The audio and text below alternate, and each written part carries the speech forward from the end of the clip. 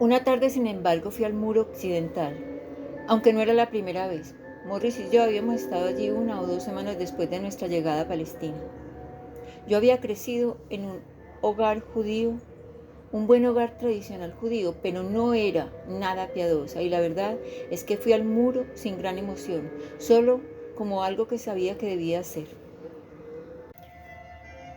Entonces, de pronto, al final de aquellas estrechas y sinuosas callejas en la ciudad vieja, lo vi. El muro parecía mucho más pequeño de lo que parece hoy después de todas las excavaciones. Pero por primera vez veía a los judíos, hombres y mujeres, rezando y sollozando ante él e introduciendo en sus grietas los vitlag, sus peticiones escritas al Todopoderoso. De modo que esto es lo que queda de una gloria pasada, pensé. Todo lo que ha quedado del templo de Salomón. Pero al menos estaba allí todavía. Y en aquellos judíos ortodoxos, con sus vitlag, vi la negativa de una nación a aceptar que solo le quedaban aquellas piedras y una expresión de confianza en el futuro. Abandoné el muro cambiada, transportada es quizá la palabra. En 1971, unos 50 años después, se me concedió la libertad de Jerusalén, probablemente el mayor tributo que se me haya concedido jamás. Y en aquella ceremonia hablé de otra memorable visita que había realizado al muro, esta vez en 1967, después de la Guerra de los 6 días. Durante 19 años, desde 1948 hasta 1967, los árabes nos habían impedido ir a la ciudad vieja o rezar ante el muro. Pero al tercer día de la Guerra de los 6 días, miércoles 7 de junio, todo Israel se quedó electrizado ante la noticia de que la ciudad vieja había sido liberada por nuestros soldados y se hallaba de nuevo abierta para nosotros. Yo tenía que volar 3 días después a los Estados Unidos, pero no podía resolverme a dejar Israel sin volver al muro. Así pues, aquel viernes por la mañana, y aunque no se les permitía aún a los paisanos entrar en la ciudad vieja, porque continuaban en ella los tiroteos, recibí autorización para ir al muro, a pesar del hecho de que no formaba aún parte del gobierno, sino que era un ciudadano corriente, como cualquier otro. Fui al muro juntamente con algunos soldados. Allí, frente a él, se alzaba una mesa de madera en la que había varias metralletas. Paracaidistas uniformados, envueltos en mantos de oración, se aferraban con tanta fuerza al muro que parecía imposible separarlos de él. Ellos y el muro eran una misma cosa. Hacía solo unas horas que habían luchado furiosamente por la liberación de Jerusalén y habían visto caer en combate a muchos de sus camaradas. Ahora, de pie ante el muro, se envolvían en mantos de oración y lloraban, y yo también tomé un trozo de papel. Escribí en él la palabra Shalom y lo introduje en una grieta del muro como tanto tiempo atrás había visto hacer a los judíos. Mientras permanecía allí, uno de los soldados, dudo que supiera quién era yo, me abrazó de pronto, apoyó la cabeza en mi hombro y lloramos juntos. Supongo que necesitaba la válvula de escape y el consuelo del afecto de una anciana. Y para mí fue uno de los momentos más conmovedores de mi vida. Pero todo eso pertenece naturalmente a una época muy posterior. El final de los años 20 fue desalentador a todo lo largo de la Palestina judía, y no solo para mí. En 1927, 7.000 hombres y mujeres se hallaban ya sin trabajo en el Yishuv, más de un 5% de toda la población judía total de Palestina. Era como si el sionismo en su ardiente celo se hubiera excedido a sí mismo. Estaban entrando en el país mucho más inmigrantes de los que el Yishuv podía emplear. De los 13.000 judíos que llegaron a Palestina en 1926, por ejemplo, se marcharon más de la mitad, y en 1927 la emigración fue por primera vez ominosamente mayor que la inmigración. Algunos de los inmigrantes fueron a los Estados Unidos, otros a diversas partes del Imperio Británico. Hubo también un grupo en que figuraban miembros del Batallón Laborista, que había sido fundado en 1920 para dar trabajo a los inmigrantes en la construcción de carreteras en régimen de cooperativa y explotaciones de canteras financiadas por el gobierno mandatario. Miembros que por razones ideológicas regresaron a Rusia, donde muchos de ellos fueron después enviados a Siberia o ejecutados también por razones ideológicas.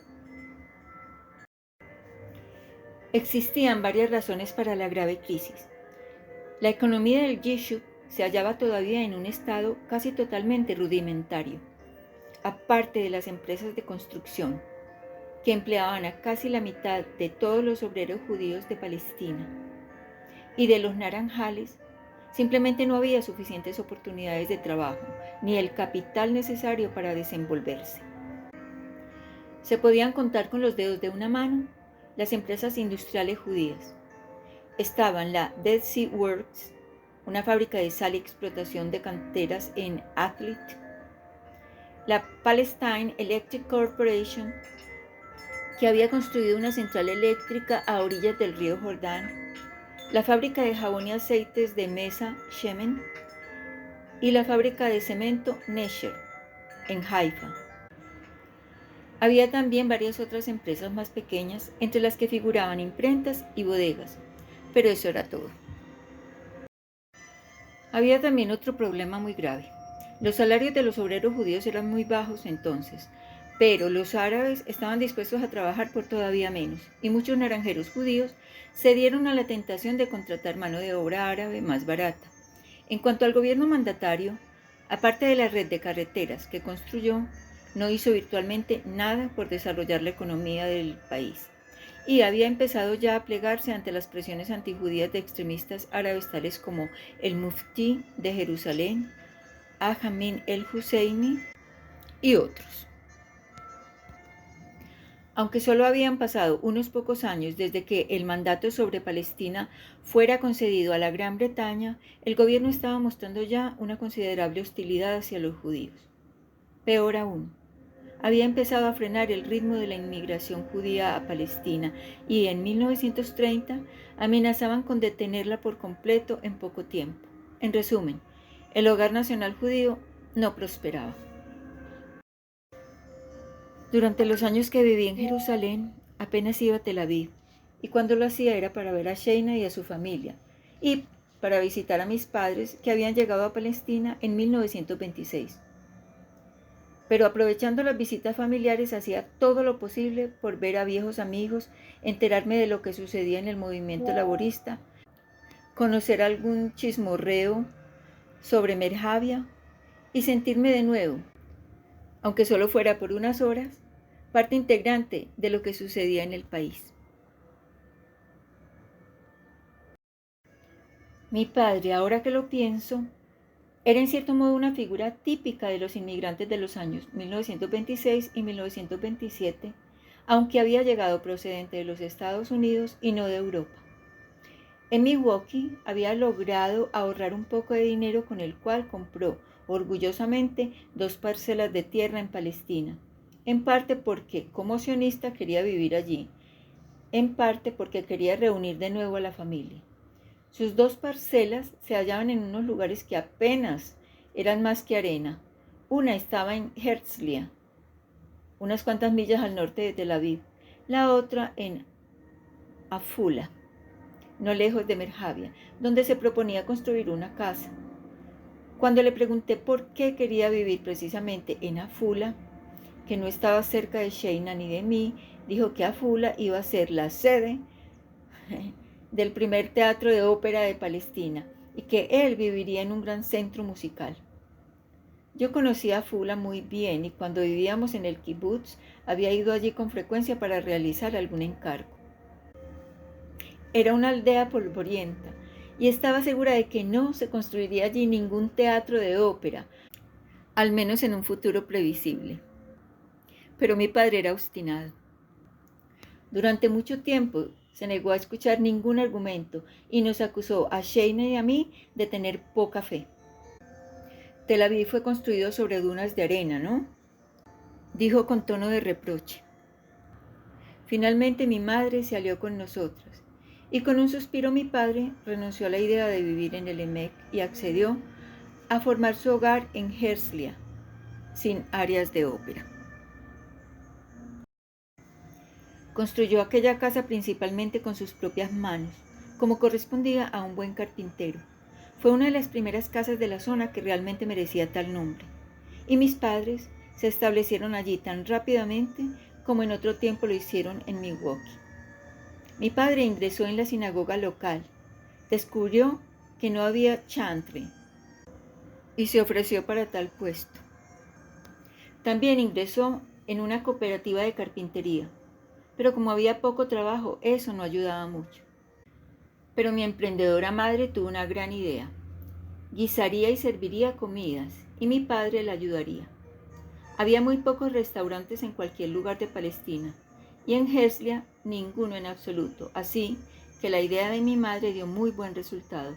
Por unas piastras proporcionaba a los trabajadores de las cercanías comidas alimenticias y baratas. Pero no obstante, su decisión de labrarse una situación en Palestina, aunque habían dejado atrás su juventud, mis padres padecían intensamente las consecuencias de la situación económica. Recuerdo, por ejemplo, que en una ocasión llevé a los niños a Herzliya una semana antes de la Pascua para poder ayudar a mi madre y preparar lo necesario para la fiesta. Morris se reuniría con nosotros la víspera y vendría también Sheina y su familia. Pero éramos todos tan pobres que no había nada que preparar. Mi padre iba de un lado a otro como si alguien le hubiera dado un golpe en la cabeza. No era para menos. Se encontraba allí en Palestina con casi toda su familia. Clara continuaba todavía en la Universidad de Wisconsin, pero se proponía ir a Palestina en cuanto se licenciara.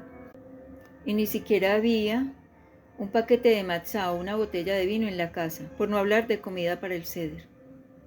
Yo no podía soportar verlo tan desgraciado y llegué incluso a temer que acabara haciendo algo desesperado. Se sentía humillado, aunque nunca le había amilanado la pobreza. Entonces sucedió algo maravilloso. Me mordió un perro. Para cualquier otra persona habría sido terrible, mas para mí fue un milagro. Tenía que ir a Tel Aviv para que me administraran una inyección antirrábica. Y mientras estuviese allí, podría recorrer la ciudad en busca de alguien que me prestara dinero. Logré encontrar un banco que estaba dispuesto a prestarme 10 libras, que era mucho dinero en aquellos tiempos, siempre que hubiera alguien que me avalase. Así pues me dediqué a recorrer de nuevo la ciudad, pero ninguna de las personas que encontraba le ofrecía suficiente garantía al banco. Y cuando el banco me sugería algún nombre, se trataba siempre de alguien que no quería correr ningún riesgo. Por fin encontré un hombre que tenía el capital necesario, excelente reputación y un buen corazón judío, y volví a Herzliya con 10 libras en el bolsillo para mi padre y un sentimiento de cariño hacia los perros como nunca lo había sentido.